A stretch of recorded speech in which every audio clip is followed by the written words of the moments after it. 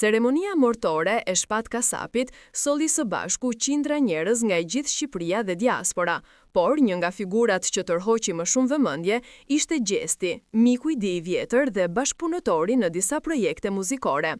Ai u pa duke mbajtur kokën ulur, me një dhimbje që dukej qartë edhe pa fjalë. Prania e tij aty tregoi jo vetëm respekt, por edhe një lidhje të fortë njerëzore që kishte ekzistuar mes tyre prej vitësh. Atmosfera ishte e rëndë, ndërsa këngëtari i njohur po përcilli për në banesën e fundit.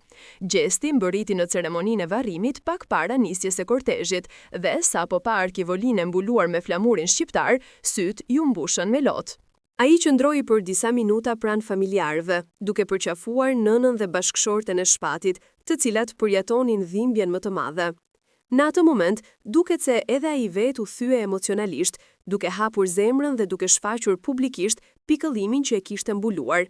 Në heshtje, Gjesti vendosi një tufë me lule pranë arkivollit, një gest simbolik që tregonte lidhjen mes tyre.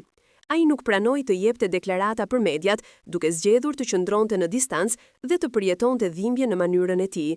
Të gjithë ata që e pan, treguan se shikimi i tij mbante një lloj faji të padukshëm, sikur ndjente se kishte mbetur diçka e pathënë mes tij dhe Shpatit, një kujtim i pambaruar. Gjatë procesionit, ai ndoqi arkivollin me hapa të ngadalt, i rrethuar nga kolegë të tjerë të estradës.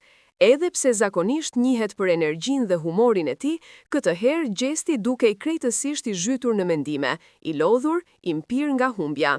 Disa thonë se ai kishte folur me Shpatin vetëm disa ditë para vdekjes dhe kjo e bënte edhe më të vështirë ta pranonte realitetin e trisht që ndodhi aq papritur. Në fund të ceremonisë, para se të largohej, ai u kthye edhe një herë drejt varrit, qëndroi për pak çaste dhe ngriti kokën lart, sikur po jepte një premtim mikut të tij të ndjer.